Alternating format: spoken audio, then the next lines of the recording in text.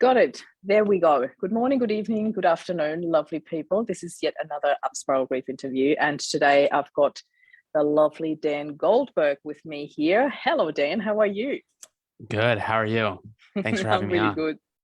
I'm really good. Thank you so much for being here. And thank you, everyone, for your patience with our change in time. I'm really, really happy that Dan and I could make this work and that I've got him live here on the camera. I have to apologize for my brain is a little bit foggy and my voice is a bit croaky. I've come down with something over the weekend, but I'm giving it my all to be present with you here, Dan. So usually I start off with how Dan and I connected. Dan actually already interviewed me for his amazing podcast, Bits of Gold. We will talk about that in a minute. And we met on Podmatch, which is an amazing platform. You're really introducing people from all walks of life to share their stories, to be interviewed or to interview people. And I have met some really incredible people, including you, Dan. So why don't we start with give us a bit of an introduction so our audience knows who you are. Yeah, absolutely. Well, once again, thanks for having me on the show. My Really pleasure. excited to be here. And yeah, it's great to connect again. I had the pleasure of interviewing you on my show and excited to now share my story on your show as well. Um, so yeah, we connected on Podmatch, and a little about me. I've been a lifelong entrepreneur. Started my first business when I was 14 years old. Today, That's still incredible. run still run my own business today. But we're here today to talk about grief, and unfortunately, I've lived through a series of unfortunate events. I lost my dad when I was 20 years old to a rare cancer. My mom, 5 years later, to an even rarer cancer. And outside of that, I've also lived through losing grandparents, an aunt, pets. So I've lived through a significant amount of loss by before turning. I'm 28 now, so before turning 20 years old. But we're really here to focus on grief as it relates to my grief journey with my dad and my mom. Yeah. Thank you so much for sharing that. And, accumulated grief is just something that is doing incredible things to people. And I have to say, in the work that I'm doing and that you are doing these days, I've come across so many different stories, and I can tell that no story is alike. Everybody's journey of grief is just as unique as the person experiencing it. I keep saying that, and it certainly shows with what you are doing with it. This is really what drew me to you. This is really what made me think, like, I so need to talk to this person. I want to connect with you. Tell us how you actually dealt with it back then, because what you did with it in the very first place is probably very different to what you do with it right now. And there was just such a short amount of time in between. So let's start with the beginning of it. What was life like for you before losing your parents? Can you give us a bit of an insight of Dan Goldberg before all the Yeah, adversity hit you? absolutely. So I'm trying to think of where to start. But really, before I grew up fortunately, in a very happy childhood. I would say really, like, life was a blessing in the sense that I knew in terms of my childhood, I knew no hardship. Really didn't. There were things here and there in terms of growing up that maybe that had taken place. Like I had mentioned, losing. I lost a grandma when I was relatively young. My aunt passed away relatively young, but really, for the most part, I would say I didn't know hardship as a kid. We fortunately, I had a lot in terms of my the way I grew up. I just like, we just knew happiness as kids. I have two older sisters, and we lived a very happy, fun childhood where we got to travel with my parents. We got to experience a lot of things, and That's beautiful. really just grew up in a very really just such a happy place. And I think for me, I always like to share this story just to give you a little bit of, or just a level set in terms of what my perspective was like prior to loss and prior to significant loss. So when I was in college, I ended up choosing to go to a college that last minute I chose to go to a really small college. I don't even know in hindsight why I ended up going there, but I choose to go to this college, and like the first day I get there, I realized I made a huge mistake. This isn't really where I wanted to go. Oh And I no. called my mom, and I'm like, uh-oh, I made a huge mistake. I'm at this college. I don't want to be here. Yeah. What do I do? And I tried to basically I was like, you know what, I'm going to give it a little bit of a shot. I stayed there for an extended period of time, Mm, and nothing really got better. So I told my mom, I'm going to leave. I'm going to try to get out of here. So I applied to a different school that I wanted to go to, mm, and I ended up getting rejected. mm, And I remember calling my mom, and I said, wow, life is so unfair. And mm. I was crying, and at that point, that was the hardest thing in my life that I had ever experienced. Wow. And I remember my mom telling me that, in that moment, she level set with me, and she said, this isn't unfair. This isn't life being unfair. This is just a bump on the road. And at that time, we had a close family friend who was a year older than me, who was recently diagnosed with cancer, and fortunately Mm. is okay today. But she said, Yeah. that's unfair. That's life being unfair. This is just a bump Wow. in the road. And I love that. at that moment, it didn't really, Sink I, in. yeah, it definitely didn't really sink in. But Mm. following, so I like to look back at that, and I like to share that, just because that sort of gives you and your listeners a sense of where I was at mentally, Yeah. and what the hardest thing in my life at that point had really been. If that's Yeah. the hardest thing in my life, I lived really a privileged life growing up. So, Yeah. obviously a lot changed only a couple years later, but Mm. that was sort of my life before loss. Now everything changed. I ended up staying at the college for 2 years, working hard. Ended up having the chance to reapply to a bunch of schools 2 years later, Mm. and ended up getting into Syracuse, which is where I ultimately ended up Yeah. transferring to. And going into my junior year, it seemed like everything was going great, and my parents drove me to Syracuse. They dropped me off, and I'm there for the first couple of months, late August till November. And my dad traveled for work, and uh, it was around Thanksgiving when we had Parents Weekend, and my dad had just gotten back from a trip overseas in China, and he said he wasn't feeling so good, but he said he's still going to try to make it to Parents Weekend.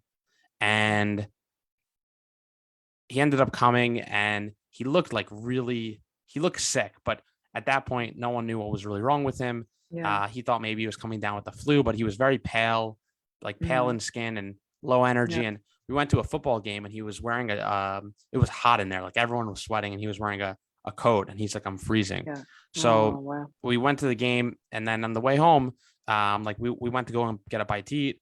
And in the morning we went to get breakfast, and he's like, this was just like the first day of the weekend. So he's like, I'm really not feeling good. We're going to Yeah. head home. So they ended up leaving. And instead of going home, they went to the hospital, and he ended up getting a lot of tests. And um, they thought originally maybe he got something from traveling overseas, but Mhm. what the test came back showing that he had cancer. And he ended up calling me. I was at school, and he said, I have to tell you something. I have cancer. He said, everything's going to be okay. I'm going to see the best doctors in the world. We live in Long Island, so just outside of Manhattan. Yeah. And he ended up going to so he ended up telling me that he's going to be okay. I have all my uncles, a lot of my uncles are doctors. So my uncle ended up calling me. He said, your dad's going to see the best doctors in the world, and he's going to get Mm. treatment. And there was a very positive spin Yeah. when my dad was diagnosed. Yeah. And basically for the next my dad ended up passing away 7 months later, and the Wow. cancer was really aggressive. Mm. And basically, I was away at school, but whenever I come home, whether it be a holiday or I would just Mm. start coming home to see him, he was always getting worse and worse and worse. So Yeah. I remember the first time I came home, he was skinny. The next time I came home, he was using a walker. The next time I came Mm. home, we put like an electric chair to go from the Yeah. first floor to the second floor in the Yeah. house. The next time I came home, he couldn't go from the bed to the bathroom without being completely out of breath. And You could see the the cancer decline quite was, rapidly. Yeah. When you don't yeah, see somebody on a regular basis. Yeah. and he definitely tried to shelter me from uh Mm. his own sickness, and that was, like his choice. He wanted to protect me as much as possible. And it's always That's funny sweet. now looking back, because the experience with my mom and her being sick was so drastically different. But Mm. he wanted to protect me as much as possible. And um yeah, and then basically leading up to his actual death, um I because I was so, like, sheltered and protected from what was really going on, I at Yeah. that point didn't even think that death was in the cards. I really Wow. never thought that he was going to die. And Mm. it's funny, but you asked at the beginning, what was life like before? That's how Yeah. naive I was, right? Like, my dad Mm. was here dying, but Yeah. I didn't have the slightest clue. And Yeah. days before he died, he ended up sitting me down. This was like Friday. He ended up sitting me down, Mm. and he went to the hospital because he had a lot of pain in his hip. And um, Mm. he went there to get some radiation done on his hip. So he went there. He checked in. I think the radiation was on Saturday, and he sat me down Friday late in the day, and he's like, um, and I was supposed to be going that weekend away to Boston for a work trip. And he sat me down and he Mhm. said, I spoke to the doctor today. There's nothing more. They've done everything they can for the cancer. There's nothing more they can do, Wow. but they're going Yeah. to radiate my hip, and we're going to go on one more big family trip. And we're going to try to, he didn't say I'm going to die. He just said, we're going to Yeah. go on one more family trip. And he kept it very positive. Yeah. And I said, so should I stay here this weekend? Should I not go away? And he said, Mm. nothing is going to change between now and when you come back on Sunday. Yeah. And um, Saturday, so I gave him a kiss goodbye. I said, I love you. And Saturday morning, they gave him radiation to his hip. And Sunday, my mom called me and she said, you should come home. I was in Boston. She said, you should come home. Dad's going to die. And that was the first time where, I You were realized really, that my yeah. dad was actually going to die.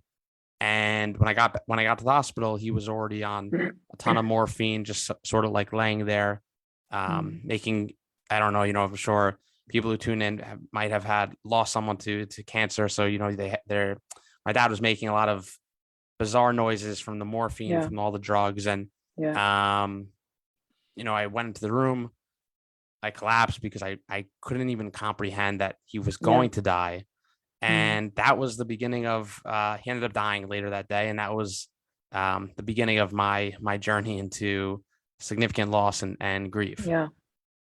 This is incredible. I want to thank you, first of all, for sharing this so openly and quite raw, actually. And it really has brought back a lot of memories also from my dad. I was 20 when my dad passed from cancer, and I had quite a few conversations with him, and a lot of them were a bit similar to yours. And also, when you said, you feel that you're so naive in that, but it's not even the naivety. It's that you grow up so sheltered from all of that. You never had anything to do with such close loss. And Mm, having these conversations, I think, I just thought this is really beautiful, I have to say. And some might wonder why, but for me, it was like from a parent's perspective, because you do want to shelter your children, you do want to see them have hope, because this is also your hope. You are clinging on to hope, and you are clinging on to hope till you actually know that there's nothing else they can do, and even then you're still clinging on to hope. That's just how I have experienced it a lot through the stories that I heard over the years, through the stories that I have experienced myself. There is a saying in German that translates to "hope dies last," and it really mm, rings so true. When you think about that, and I believe as a parent, there's nothing more than you want your children to believe that everything will be fine, and that you don't want to see your children in pain before it really is absolutely necessary, and that you can't change anything. So for you to come to terms with that, or not even come to terms with it, to understand that your dad will be dying so late in a story is actually, just such a testimony to the love your dad had for you, to not mm. want to see you suffer. That's Yeah. just the perspective that I see it from. But yeah. Yeah, I'm getting chills hearing you say that. It's Mm. interesting because hope is um it- hope is definitely it's funny hearing you say that and hearing your perspective around it, because with my mom the experience was so drastically different for me Yeah, because I was so acutely aware of to course. what's Yeah, possible. yeah, And where with my dad, I thought, I really thought that he was going to live. I thought that this is yeah. cancer, and I knew people who had cancer and died at that point, but I also knew plenty of people who had cancer and lived. So, Can I be that very is, direct here? yeah. I want to ask you a very direct question because this is something that I have experienced quite a bit after my dad passed from cancer.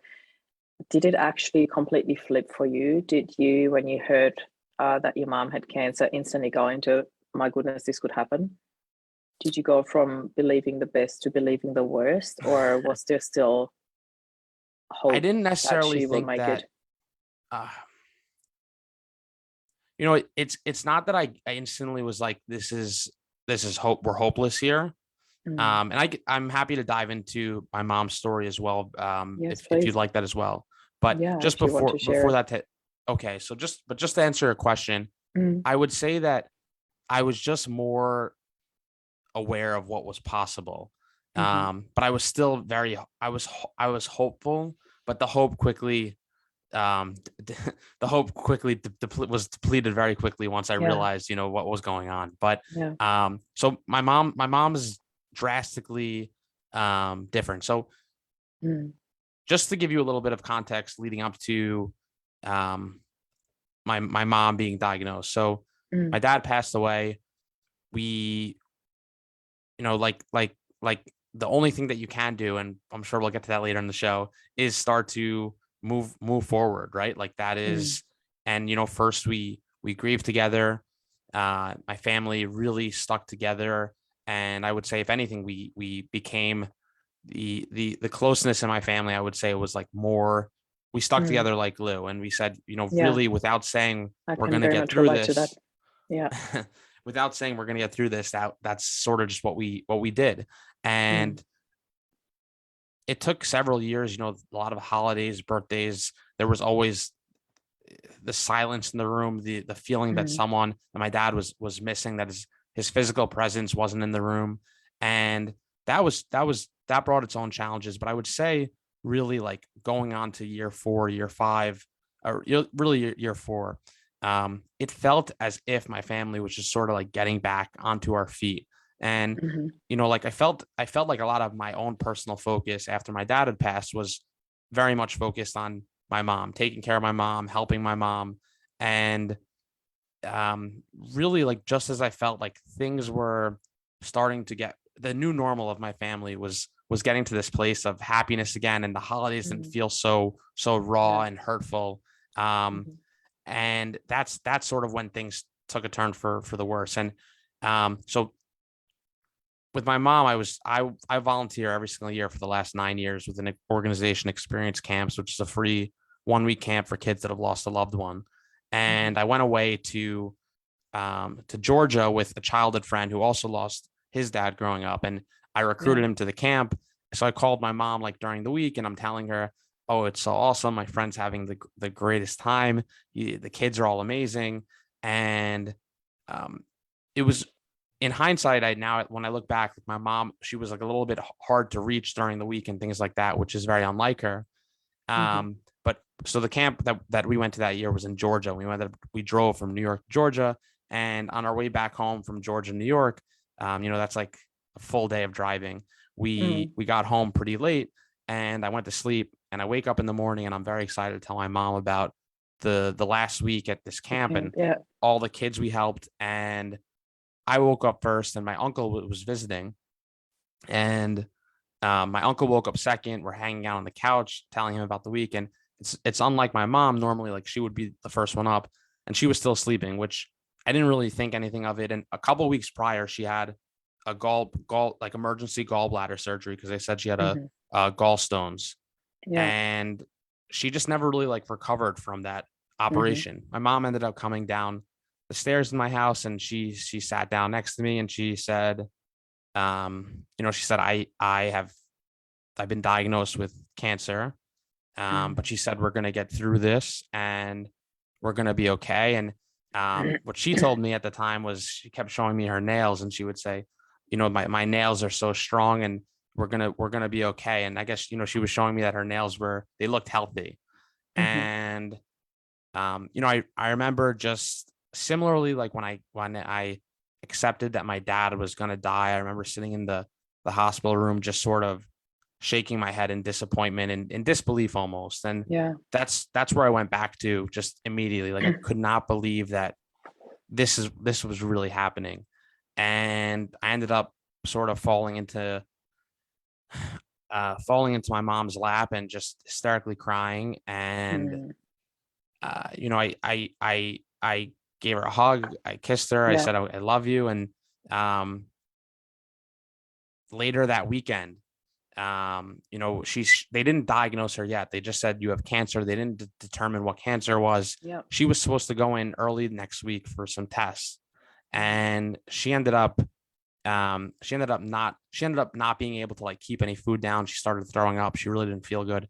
So we took her to the hospital, like literally the next day. And from when we checked her in, she never left the hospital. So she was there for Yeah. like two and a Wow. half months and never left the hospital. And it was really a torturous experience because they weren't able to diagnose the cancer. Yeah. They went back and forth changing the diagnosis, and eventually they ended up getting her to like one chemo treatment. The chemo treatment was brutal. She ended up being in excruciating pain, and I was sitting in the room with her, and she's yelling at the top of her lungs because she was in so much pain. And there were a Wow. lot of moments like that. And she went Yeah. through two emergency surgeries where they said, we don't know if you're gonna survive the surgery. She ended up living Yeah. through both. And after 2.5 months, she ended up passing. And they said, similarly, they said there's nothing that we can do for this cancer. And she was diagnosed with undifferentiated pleomorphic sarcoma. And from what I understand is that cancer is undifferentiated. So it's very rare. There's not really uh, since it's undifferentiated, the cancer Mm. hasn't decided what type of cancer it wants to Yeah. become yet. So there's Yeah. no real like treatment or protocol for Yeah. that. And so with my mom, the experience was completely different in the sense that I I knew from the beginning when we got to the hospital that death was a part of death was a real possibility here. Yeah. I knew that in a best case scenario, even if they are able to treat her and like she's able to see some um, positive result from the treatment, it's about extending her life, not keeping her alive and getting rid of the Yeah. cancer. So I knew that was really out of the cards pretty Yeah. quickly. So when you brought up hope before, Mm. it's funny hearing you say that because I so wanted to be hopeful for my mom, but I also was so Mm. realistic about Yeah. what we were actually What dealing is with what is and what possible? was Yeah. exactly. Yeah.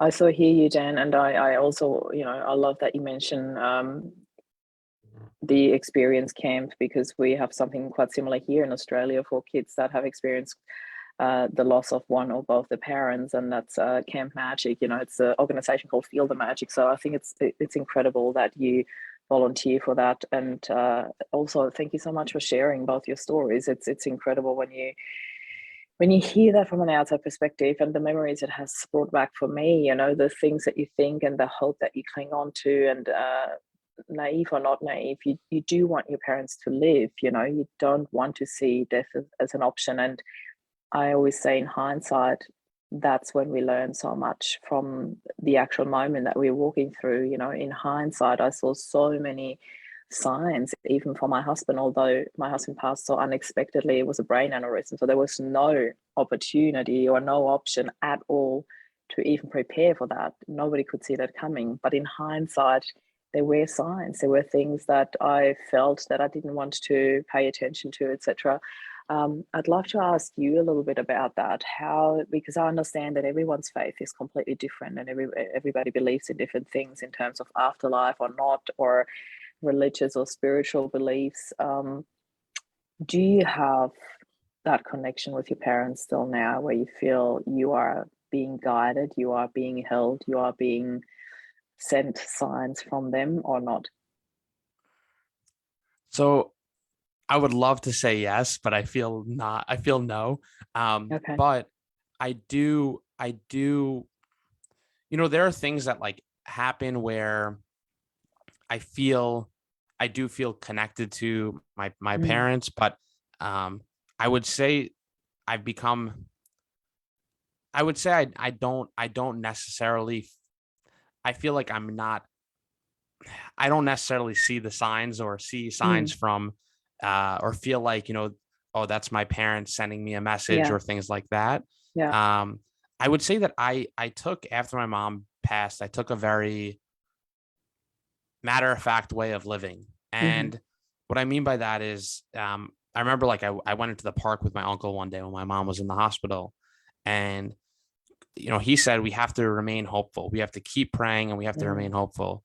And I remember us telling him, we should remain hopeful for my mom, but mm, I don't personally. And, this is not to like get into religion or things like that, but I said, and you could pray if that's what you feel is going to help you and might hmm, help my mom, pray, but I said we have to also just be realistic about what's going on here. mm, And I would say that that is very much what I became like acutely aware to and about when my mom was sick, was just like my mom had a terminal diagnosis. mm. Nothing could have changed the cards that we were dealt. Yeah. No prayer could have changed it. Um, just that was just, it was just, it's sort of like a matter of fact. And I remember in Mm, the park with my uncle, I said it's sort of like if we're on a plane crash and the plane is going down and the yeah. plane is going to crash, you can pray Mm, and you can beg to God or whoever, whatever you believe in, but the circumstance and the cards you're dealt in that moment aren't going to change. hmm. They're going to be what they're going to be. And if that plane's going down, you're going to die because you're on that plane.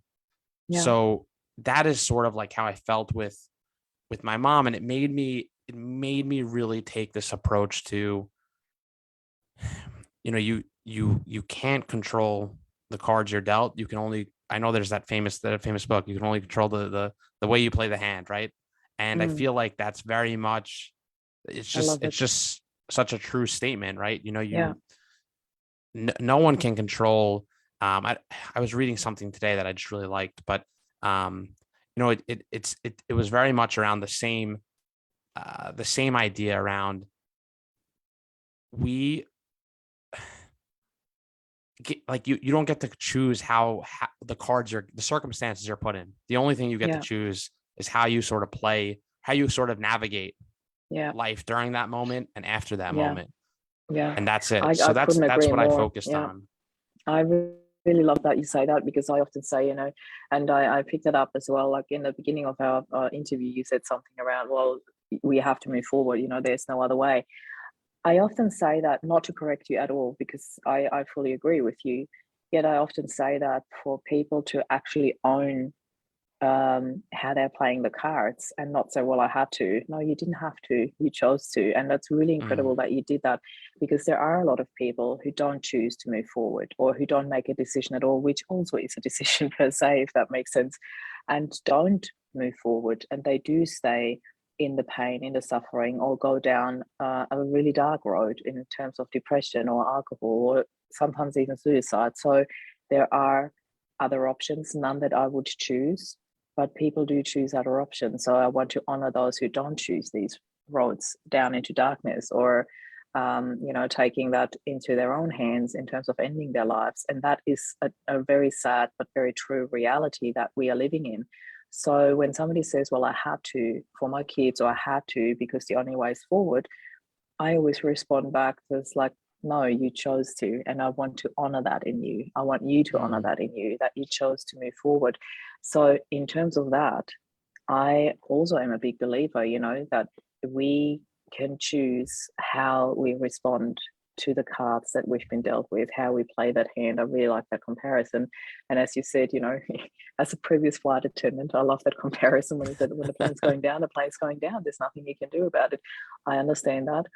From a faith perspective, you can still pray for survivors. Absolutely. You just don't know if there are or aren't going to be survivors in a plane crash. There's also different circumstances. However, I want to talk about the choices that you made, Dan, and I would love to know how and when that triggered the birth of Bits of Gold, your podcast. Can you share a little bit about that? How and when did that come about? Yeah, absolutely. So with Bits of Gold, I would say a lot of my personal focus and like life's mission came about after my mom's passing. And I would say, again, I sort of, and I'm sure someone else has used this analogy on your show before, but I always say with grief and loss, it's like your life is, you rebuild yourself back up from loss. And in my circumstance, it's almost like I've had this unique opportunity where I went from rebuilding my life after my dad died. And I would say a lot of my focus then became my mom. And it really became, how do I take care of my mom? How do I focus around helping my mom? How do I just want my mom to be happy. And that's where a lot of my action was coming from. When my mom died, that was the first time in my life where really, I would say in 5 years and in a meaningful way, I looked introspectively and said, like, what does Danny want? What do I want to do for myself? And what do I want my life to look like? And for me, it was so obvious that what I wanted was to help others who were grieving, help others who are navigating adversity, and not necessarily learn to build resilience, but just to be happy and to find meaning and purpose in their life. And that's sort of what birthed my desire to launch my podcast, Bits of Gold, and help others. And it's very much, a huge part of my focus, energy, and emphasis today is trying to have impact in the world and help people find more meaning and purpose in their own life, and use my own story and experience of grief as a beacon of hope for others, to help inspire them and to know that, that life is hard, life is challenging, but we all have it within us to move forward in the face of adversity and ultimately build and live a purpose-driven life. So that's sort of like what birthed it. And how long have you been going with the podcast now? Where can people find you? I'm going to get you to share all the links underneath the interview later on, but tell us where you at with that. The podcast I've been doing for a year, really like around like a year and a couple of months now. We're over 100 episodes in. We do one episode a week, and the podcast is, it's been an awesome ride so far. But the podcast is focused a lot more on stories of navigating adversity, building resilience, and ultimately building and living a purpose-driven life. And you can find it at bitsofgold.co. And the podcast is called the Bits of Gold podcast. And we're on everywhere where you could watch or listen to podcasts. I absolutely love this. I love when people actually do choose to move forward, when they choose life and when they choose to actually do something with that message that they have learned. I often in my movement talk about the gifts of adversity, and you have certainly found them. You can see with the Bits of Gold that, to me, it's just a different way of calling it, the gifts in adversity. I think you certainly have shared a lot about that, which I really love. I love hearing about your stories and how you have decided to move forward with that. Do you actually have siblings? Yeah, I have two older sisters. How are they going? Well, they both recently became parents, so that's an exciting life moment for each of them. But Uncle it's Danny. been, I love it. I think it's interesting because I see that, like, we've all really stuck together in terms of just like life after loss. And I I do want to just speak about this for a moment. So Yeah, I please. have a lot of aunts, uncles, cousins, and Hmm. I do feel extremely grateful, blessed, lucky, fortunate. My aunts and uncles have like my family still gets together as if my mom was still alive. And in many ways, it feels as if my mom was sort of like the glue that kept everyone together. Mm. And whenever I see my aunts and uncles, and we like recently, my uncle flew in from a couple of my uncles flew in from out of town, and um, Mm. it's interesting when I look at that from sort of a 30,000 foot view, and I sort of pinch myself because I know how lucky the I am to be and grateful I am that my family is stuck together through Yeah. these significant losses. And I feel especially, when, when you lose your parents, it's like your parents' siblings. So my aunts and uncles, Mm. their first degree connection is obviously their sibling. Yeah. And I feel when that happens, a lot of times families, a lot of things can change, right? And I think communication is obviously so important, just in terms of navigating some of those tough conversations to make sure that everyone sticks together. But Mm. even more so, I would say that like the glue from my sure I have a close relationship with my aunts and uncles, but the glue was really my mom and dad, and then it's Mm. us, their nieces or nephews. But I know that I sometimes think, knowing that both my parents died, not saying that my aunts and uncles would ever do this, but it's like, the they had their own choices to make, right? Do they want to Yeah. step up and be there for myself, my sisters, and uh, that's exactly what they did, and I think it's remarkable, and I think that that's had a tremendous impact on, my own view on the uncle that I hope to be one, to my sister's kids, and even to like close friends. I just see how my family stepped up really big to be there for Yeah. myself, my sisters, and I think there's a lot of lessons and bits of gold in that, because I think that there's really a lot of opportunity to it's left a huge impression on me and on how you're supposed to be as just Yeah. a family member, a friend, and a human being. I cannot thank you enough for sharing that, because unfortunately it is not just the norm that that happens. Very often you hear about it at the funerals, and I'll always be there for you and support you and what else not. And then in real life, it doesn't happen as much. Unfortunately, I've seen that a lot. From my own experience, my entire family fell apart after my dad passed away, unfortunately, which is quite sad. When it took me years to let go of, I have to repair this, I have to be the one, I have to become the glue, because I wasn't, and I just am not. And it is also not my responsibility as much as I tried. And to learn from that and to let go of that was a huge, huge lesson for me. And then when Rob died, my husband, it was complete opposite.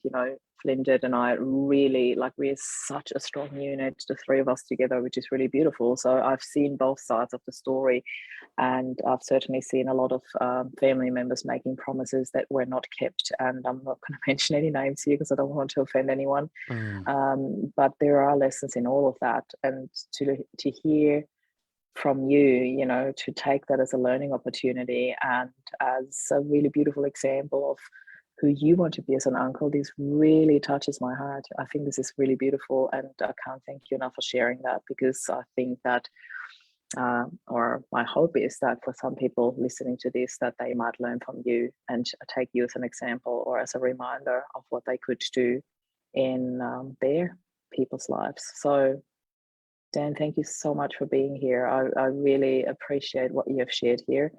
And for anyone listening to this, we will be sharing the links of Dan's podcast as well in the comments in the interview below, so you can actually find and listen to what he has to share. I really encourage you to subscribe and follow Dan. I love what you do, Dan. It's absolutely beautiful. Is there any final words that you would like to share before we go? Um, yeah, one thing that I always like to share is the biggest gift that grief has given me, or the biggest lesson that I've gained as a result of the losses in my life. And that is that, and this was really the, I would say that a turning point that came soon after my mom passed, but going back to like just being very real with the cards that I was dealt and life as a result. One of the things that I immediately recognized after losing my mom was that, to me, I believe that life is random, life is fragile, and life is precious. We don't know how much time we have on this earth. Yeah. The only thing we do know is, the only thing we can control is how and where we spend that limited time that we're given. And that's where I choose to focus my energy, how I want to spend today, not why this happened, but rather what I'm going to do now as a result. So, knowing that I too am going to die, I like to try to focus around how do I want to spend the limited time that I know I have on this earth. So that's what I choose to wake up to every single day and think through when I start my day. How do I want to spend today and the time that I have today? So, if for those that are listening and for those that are tuning in, I think that we can all do everyone can do a better job of becoming more intentional with their life, knowing that they I love too are that. going to die. And that's something that I always like to share with people tuning in. Yeah, that's such a beautiful line. I really love it. Becoming more intentional with your life. Thank you so much for that bit of gold. I really, really appreciate it. And thank you so much for sharing your story, sharing your precious time with us. I really appreciate that too. And for everybody listening here, we will share Dan's podcast in the comments below once again. So, Dan, thank you for your time. This is Marie and Dan signing off. Until next time. Bye for now. Thanks a lot. Bye.